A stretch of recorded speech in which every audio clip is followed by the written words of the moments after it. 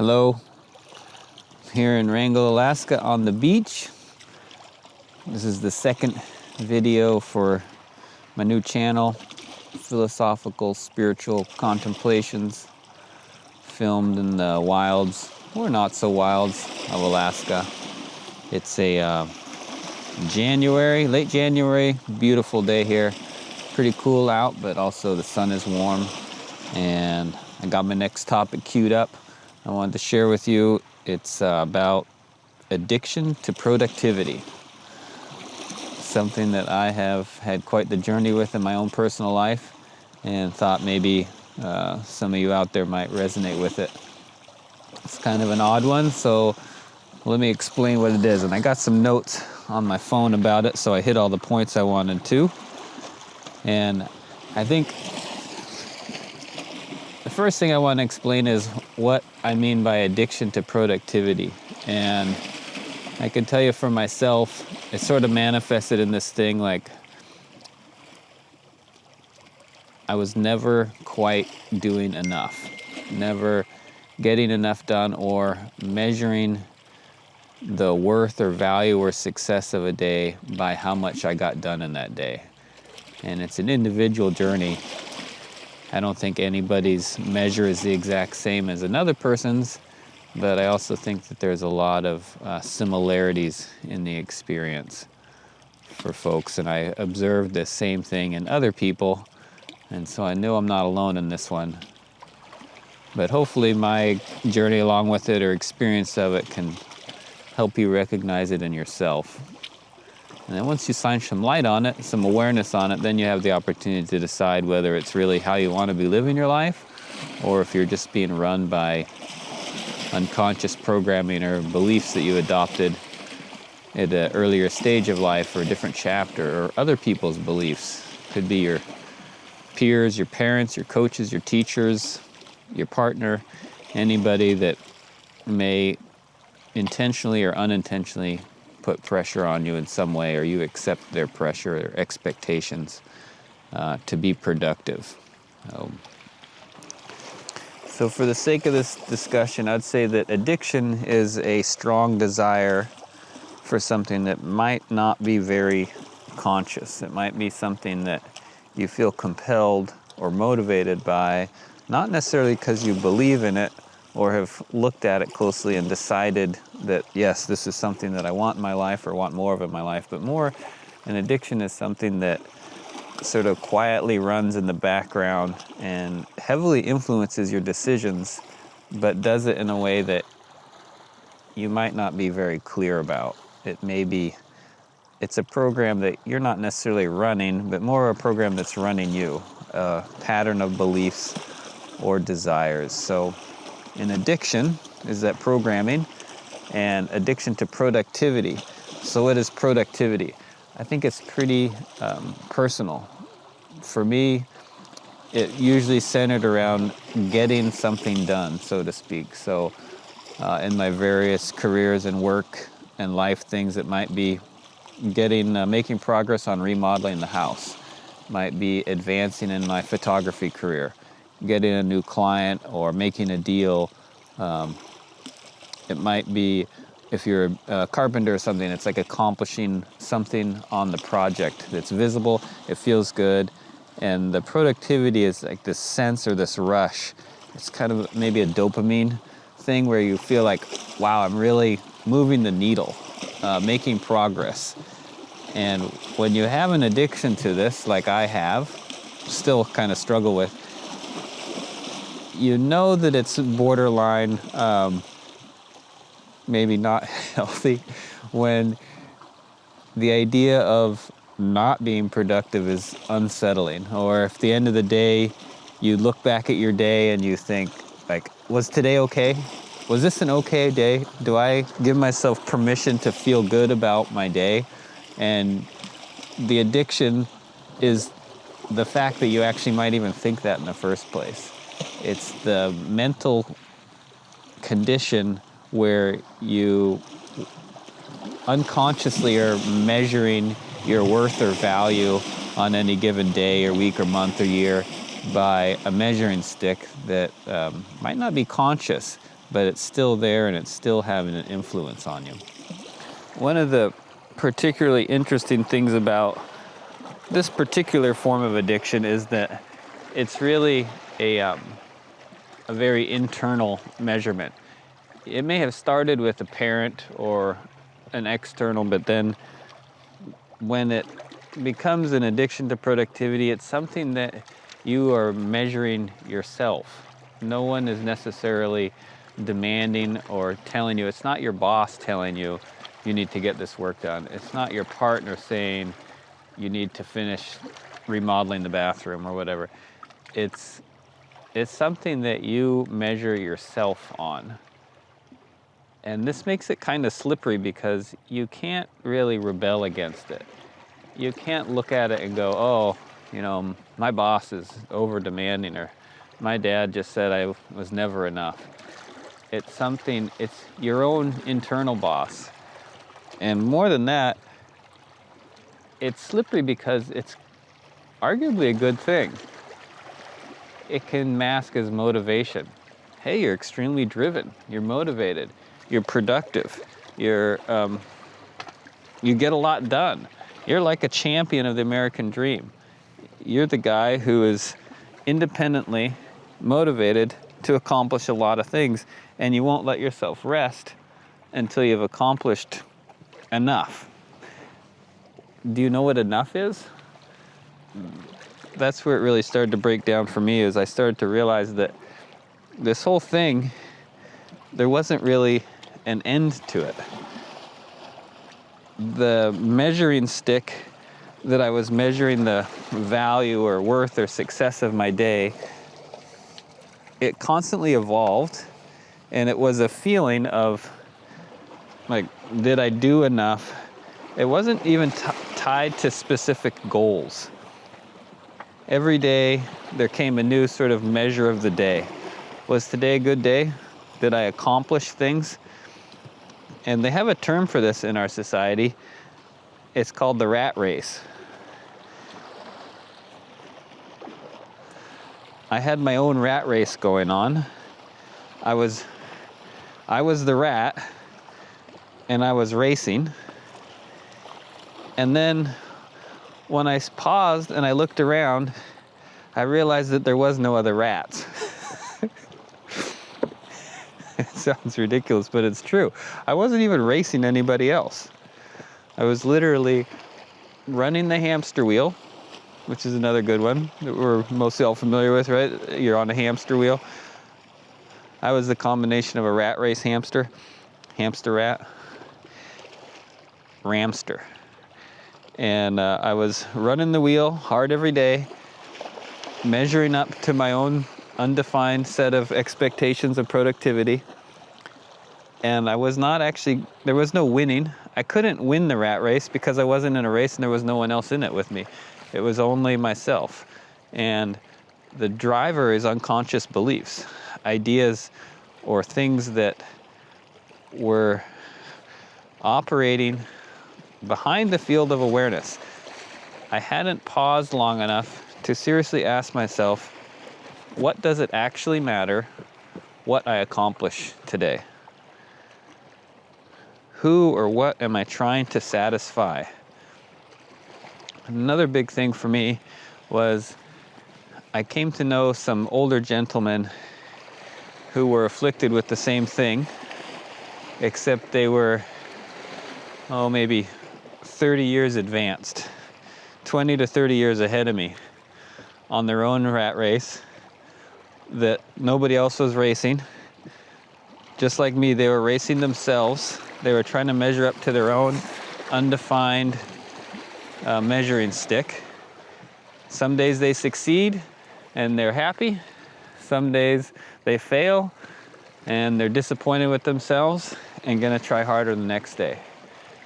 And from a social perspective, they look like winners. I look like a winner. Getting a lot done, accomplishing great things by society's standard, but also constantly the victim of my own undetermined and unknown measuring stick. So my last video I'm gonna move out of here before the tide pinches me off. My last video was about finding your truth, and it was about resonance. Finding the thing that resonates with you in life and tuning your antenna to where you come to know your own truth, your own individual truth. And for me, this is a good second video, because you can't follow your own truth. You can't come to know your own truth if you're so busy trying to satisfy this internal addiction to productivity.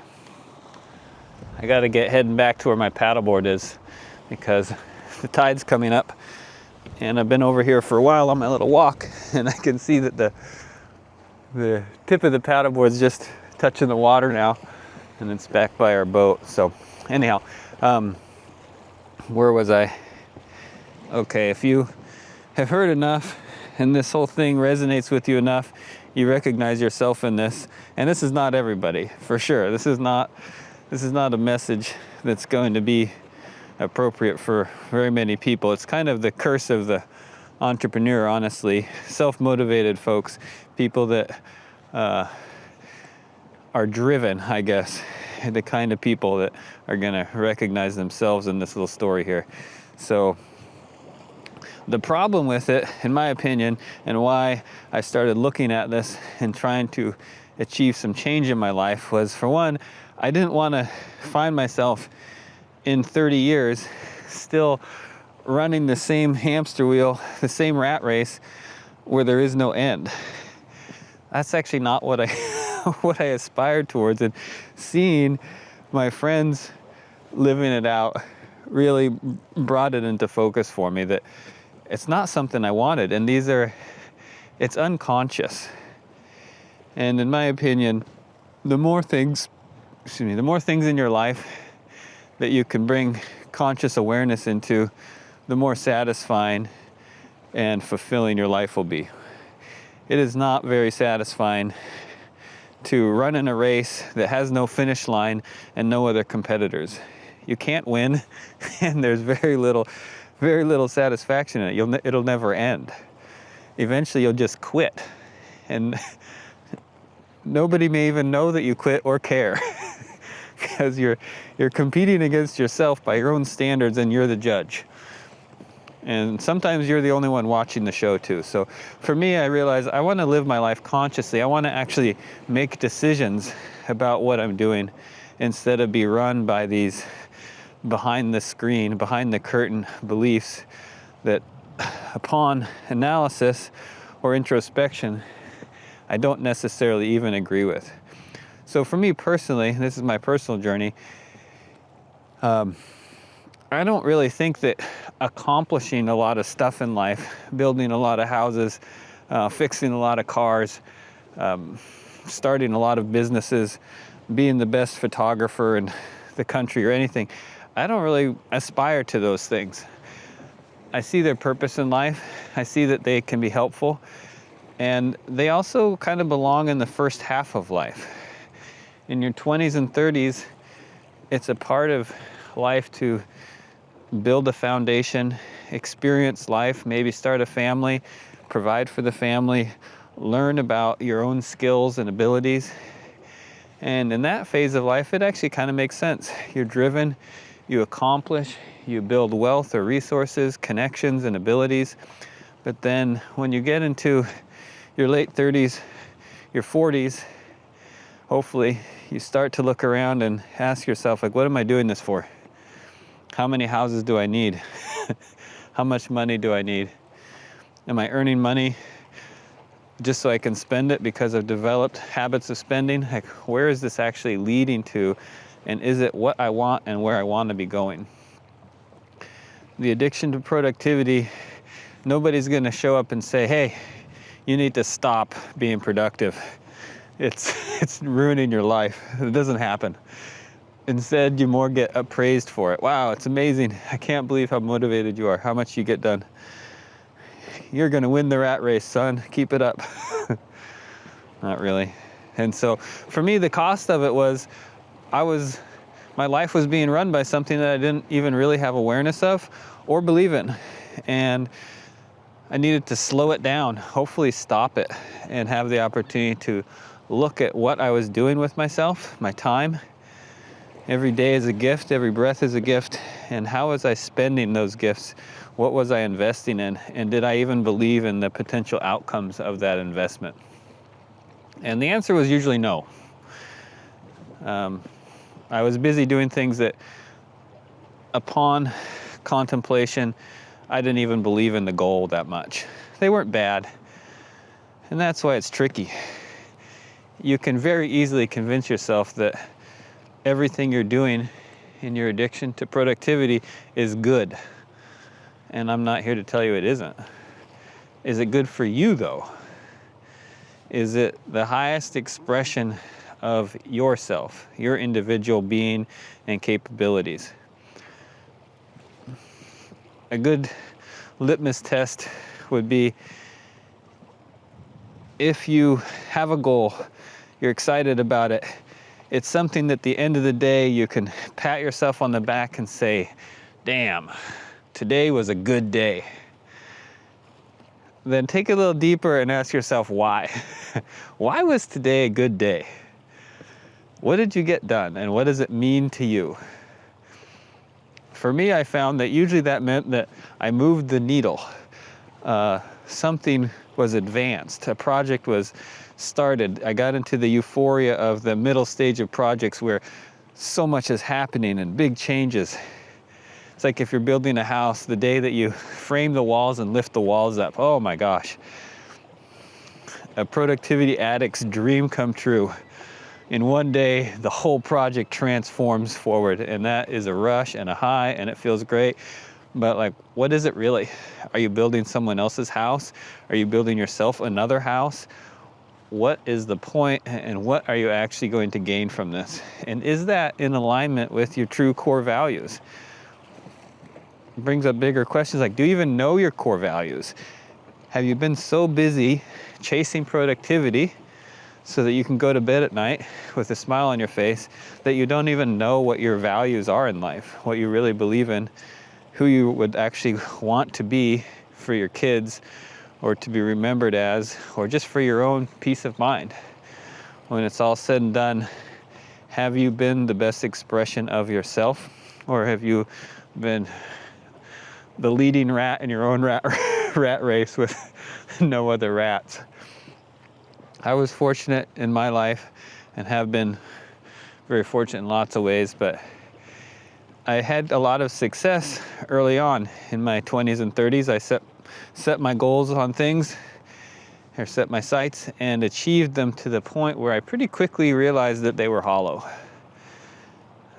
Getting to the top of the mountain, I just looked over at the next mountain, and I came to realize that that's probably the way it's going to work. If I keep chasing these things, I'm just going to keep being sort of disappointed and recognizing how hollow they are.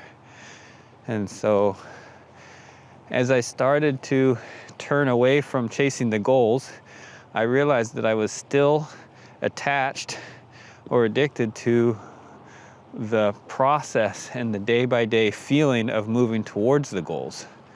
Even when I didn't believe in the goals anymore, I still wanted to move towards them. And that's when I really started to realize the depth of this condition. And it was a tough path, and I'm still on it. I'm talking to you about this today because this is still my journey. I still wake up wanting to get things done, and I still go to bed judging myself on how much I got done. Partially, it's just, I think, part of who I am. According to astrology, I'm a Taurus, and this is a thing for Tauruses, apparently. They're doers, workers. We like to pull the plow or whatever, hoe the row. And so for me, part of it's just coming to terms with that. That's part of who I am, and I don't need to fight it. And that was where I kind of goofed up. I didn't plan this part of the talk, but this is hopefully helpful for some of you, is I recognized that I was racing in a rat race that wasn't going to end, and I was the only one judging my performance. So I let go of judging my performance, And then I started to realize that I actually just liked to run. And it didn't have to be a rat race, and I didn't have to measure my success or failure anymore. I could just appreciate that that's part of who I am as a person. Part of my makeup is I like to do things, which is great. There's nothing wrong with that. The problem is when the doing is measured and compulsive and holds a place in your life that's like a master or a boss that you don't want to be working for. And that's where I certainly spent some time. That's pretty cool. It's a beak of some type of bird. It's laying here. Pretty cool. And so I recognized I was serving a master that I didn't want. I wasn't really living in freedom. I was living in addiction. The addiction was healthy and was applauded by many around me, but it wasn't really my truest natural expression of myself. And this reminds me of a telltale sign if you might have an addiction to productivity. If the people around you kind of wonder, like, what are you doing this for? What is driving you? Then maybe it's you. Maybe you're driving you. And maybe you're running your own rat race. And people aren't really even paying attention. You're measuring your own performance every day. And it's easier when it's an external force. When it's internal, you have to turn in a little introspection and see what's driving you, what's motivating you. So I'm back here at my paddleboard. See it down there? The tide has just come up. It's just starting to float. So good timing. I'm going to look at my notes and see if there's anything else I wanted to cover to wrap this up. And then I think I'm about done. I'm going to paddleboard back over to the boat. I think I pretty much covered everything I had written in my notes and then some. So thanks for joining me. I hope that, well, I'll say that my highest hope for this little talk and whatever you get out of it is that maybe you'll start to see that you are your own worst master like I was. And the point is, the reward is, the goal is that maybe you can start to measure yourself by things you actually believe in. So maybe you're building houses for people, but really you want to be helping kids, because that's really what feels in alignment with your personality. And so maybe you'll start to see, that's what it's been for me. I like to philosophize and contemplate and share awareness on spiritual and philosophical things. But that doesn't really check my productivity box. It doesn't really feel like getting something done exactly.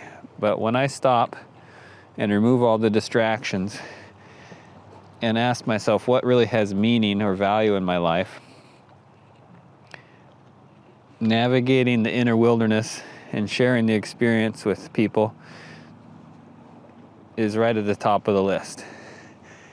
And if I'm run by an addiction to productivity, I get up in the morning and I get to work on a project or a thing, whether it's earning money or whatever. So it can be all kinds of different things. And I just get totally distracted in that, and months, years, honestly, even decades can go by, and then I'll stop, something will happen, maybe a big upset in life or whatever, and I'll take a moment and I'll look around and go, what am I doing?